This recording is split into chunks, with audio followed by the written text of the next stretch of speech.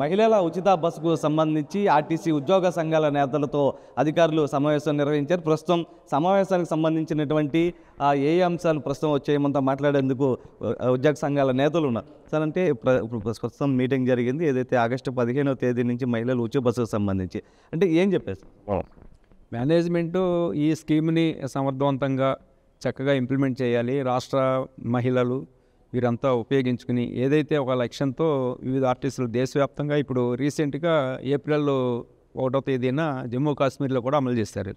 న్యూయార్క్లో కూడా అక్కడ ఒక అభ్యర్థి, రేపు గెలవబోయే అభ్యర్థి, ఆయన పిలిపించారు. మేము కూడా ఈ ప్రీ ట్రావెల్ అన్నిటికీ ఇస్తామని చెప్పి, అది ప్రపంచవ్యాప్తంగా కూడా ఇది చర్చనీయాంశం అవుతుంది. ఇప్పుడు ఆర్టీసీ మేనేజ్మెంటు వీటిని ఎలాగ అమలు చేయాలి, వర్కర్స్ సంబంధించిన ఇష్యూస్ ఏముంటాయి వాటిని పరిష్కారం చేస్తామని హామీ ఇచ్చారు. వర్కర్స్ సంబంధించి వాళ్ళ అలవెన్సెస్ కానీ, వారి డబుల్ డ్యూటీ కానీ అనేక విషయాల మీద చాలా స్పష్టంగా మేనేజ్మెంటు తరఫున అధికారులు చెప్పారు. యూనియన్స్ కూడా చాలా స్పష్టంగా అభిప్రాయాలు చెప్పారు. ముందు మీరు వర్కర్స్ సమస్యలు అవి అడ్రస్ చేయాలి. అనేక సమస్యలు వస్తాయి. 100% ఓఆర్ పెరుగుతుంది ఆక్యుపెన్సీ, అది మన సంస్థకు గర్వకారణం. అలాంటి విషయాలు యూనియన్స్ అన్నీ కూడా ఏకాభిప్రాయంగా ఈ పథకాన్ని సక్రమంగా అమలు చేసుకోవాలనేది, అలాగే వర్కర్ సంబంధించిన సమస్యలు కూడా పరిష్కారం చేయాలని ప్రధానంగా మేము చెప్పాం. మిగిలిన వారి అభిప్రాయాలు కూడా తీసుకోండి. సార్, అయితే మొత్తం ఏదైతే స్టాఫ్ లేరు, తగినన్ని బస్సులు లేవు అని మీరు మొదటి నుంచి చెప్తా ఉన్నారు, ప్రస్తుతం ఎటువంటి హామీ లభించింది? ఆగస్టు 15 నుంచి ప్రభుత్వం ప్రతిష్టాత్మకంగా తీసుకున్నటువంటి మహిళలకు ఫ్రీ బస్ స్కీమ్ సంబంధించి విజయవంతం చేయాలనే ఉద్దేశంతో ఇలా ప్రభుత్వ నిర్ణయాన్ని ఆర్టీసీ యాజమాన్యం అసోసియేషన్ ముందుంచింది. ఆ స్కీమ్ని సక్సెస్ చేయడానికి తప్పకుండా మా అంతు డెఫినెట్గా కృషి చేస్తామని అందరం ముక్త కంఠంతో చెప్పడం జరిగింది. ఎందుకంటే ఈ స్కీమ్ ద్వారా ఆర్టీసీకి భవిష్యత్తు కూడా ఉంటుంది. సంస్థ బలోపేతానికి సంబంధించిన ఓఆర్ ఆక్యుపేషన్ రేసు కూడా పెరుగుతుంది కాబట్టి, అయితే పెరుగుతున్న జనాభాకు అనుగుణంగా బస్సుల సంఖ్యను పెంచాల్సిన అవసరం ఉంది, సిబ్బందిని రిక్రూట్మెంట్ చేయాల్సిన అవసరం ఉంది. ఇప్పటికే ప్రభుత్వానికి ఆర్టీసీ యాజమాన్యానికి విజ్ఞప్తి చేశాం. తప్పనిసరిగా బస్సులు సంఖ్య పెంచాల్సిన అవసరం ఎందుకున్నా ఇవాళ 74% ఓఆర్ ఉంది, 94 నుంచి 100% వరకు ఓఆర్ వస్తుంది. కాబట్టి బస్సుల సంఖ్య పెంచాలి, అలాగే సిబ్బంది రిక్రూట్మెంట్ కూడా చేయాలని ప్రభుత్వానికి విజ్ఞప్తి చేశాం. యాజ్ ఆర్టీసీ యాజమాన్యం కూడా సుమారు 10,000 మంది సిబ్బంది నియామకాలు చేయాలని చెప్పేసి ప్రభుత్వానికి విజ్ఞప్తి చేయడం కూడా జరిగింది. ఆన్ కాల్ డ్రైవర్ని ప్రస్తుతానికి రిక్రూట్మెంట్ చేసుకొని వాడాలి. ఆన్ కాల్ డ్రైవర్ల వ్యవస్థ ఉద్యోగ భద్రత పెద్ద ఇబ్బందికర పరిస్థితి, నిరుద్యోగులు కూడా ప్రతి ప్రయోజనం ఉండదు. కాబట్టి వాళ్ళకి రెగ్యులర్ ప్రాతిపదికన ప్రభుత్వం ఇవాళ 20 లక్షల ఉద్యోగాలు ఇవ్వాలని ఆలోచన చేస్తుంది. కాబట్టి వాళ్ళకు కూడా ఉద్యోగాలు ఇచ్చే విధంగా ఆర్టీసీలు చేస్తే కొంతమంది నిరుద్యోగ యువతకి, బడుగు బలహీన వర్గాలకి ఉపాధి కలుగుతుంది. కాబట్టి ఆ విధంగా కండక్టర్, డ్రైవర్లు, మెయింటెనెన్స్ ఖాళీలని ప్రభుత్వం నోటిఫికేషన్ ఇచ్చి రిక్రూట్మెంట్ చేయాలి. ఇవాళ ప్రభుత్వం నోటిఫికేషన్ ఇచ్చినా ఆ రిక్రూట్మెంట్ అయ్యి ప్రాసెస్లోకి వస్తే కనీసం 6 months పడుతుంది. కాబట్టి ఆ విధంగా ప్రభుత్వం చొరవ చేయాలని చెప్పేసి ఏపీపీటీడీ ఎంప్లాయీస్ తరఫున ప్రభుత్వానికి విజ్ఞప్తి చేస్తున్నాం. అంటే అన్ని సంఘాలు ఏకాభిప్రాయానికి వచ్చినట్టేనా సార్? వై శ్రీనివాసరావు, కార్మిక పరిషత్ ప్రధాన కార్యదర్శి.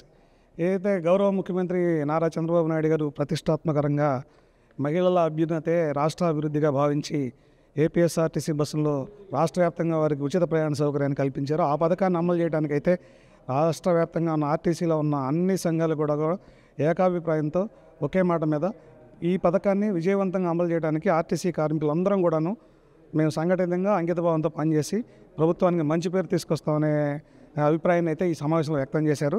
అదేవిధంగా అధికారులు కూడా ప్రభుత్వం వివిధ స్థాయి అధికారులతో వివిధ సమయాల్లో చర్చించిన అంశాలను కానివ్వండి, ఏ విధంగా దీన్ని అమలు చేయడానికి గ్రౌండ్ లెవెల్లో సిబ్బంది అరేంజ్మెంట్ కానివ్వండి, లేకపోతే మెకానికల్ అరేంజ్మెంట్స్ కానివ్వండి, ఓపీడీ ఆపరేషన్ డిపార్ట్మెంట్ చేసే ప్రయత్నాలు కానివ్వండి, వీటన్నిటి కూడా మాకు ఉద్యోగ సంఘాలకు వివరించడం జరిగింది.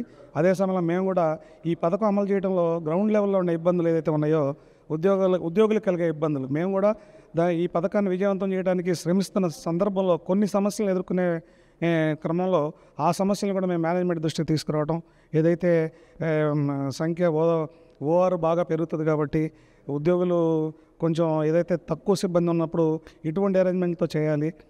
ఉద్యోగులు ఈ పథకాన్ని విజయవంతం చేస్తున్న క్రమంలో గ్రౌండ్ లెవెల్లో, డిపో లెవెల్లో అధికారులతో కానివ్వండి, డిపో మేనేజర్ లెవెల్లో కానివ్వండి, లేకపోతే పబ్లిక్తో కానివ్వండి, ఎటువంటి అప్రోచ్మెంట్తో ఉండాలి, అలాంటప్పుడు వీళ్ళు ఎదుర్కొన్న సమస్యలకి పరిష్కారం ఏంటనే విషయం మీద కూలంకషంగా చర్చించడం జరిగింది. ఈ చర్చల్లో మేనేజ్మెంట్ వారు కూడా ఉద్యోగ సంఘాలు ప్రతిపాదించిన అంశాల మీద కూడా వాళ్ళు సానుకూలంగా స్పందించి వారు కూడా ఎటువంటి ఇబ్బందులు కూడా పబ్లిక్కి అసౌకర్యం లేకుండా, ఉద్యోగులు కూడా అసంతృప్తిగా లేకుండా ఉత్సాహవంతంగా పనిచేసే విధంగా ఒక మంచి పథకాన్ని అమలు చేయడంలో భాగంగా ఒక మంచి వాతావరణంలో అందరం కలిసి పనిచేద్దామనే ఒక ఏకాభిప్రాయాన్ని మేనేజ్మెంటు మరియు ఉద్యోగ సంఘాలు కూడా ఈ సమావేశంలో తీర్మానించుకోవడం జరిగింది. ఈ ఏదైతే రాష్ట్ర ప్రభుత్వం ప్రవేశపెట్టే ఈ పథకం ఉందో దీనికి మహిళా లోకానికి అందరికీ కూడాను ఆర్టీసీ ఉద్యోగులందరి తరఫున మేము అభినందనలు తెలియజేస్తున్నాం. ఏదైతే మహిళలందరికీ ఉచిత ప్రయాణాన్ని సౌకర్యాన్ని కల్పిస్తుందో ప్రభుత్వం నారా చంద్రబాబు నాయుడు గారికి, రాష్ట్ర ప్రభుత్వానికి కూడా మేము ఆర్టీసీ కార్మికులు అందరి తరఫున, ముఖ్యంగా కార్మిక పరిషత్ తరఫున ప్రత్యేకమైన ధన్యవాదాలు తెలియజేస్తున్నాను. నేను జేబీఎం అసోసియేషన్ రాష్ట్ర ప్రధాన కార్యదర్శినండి.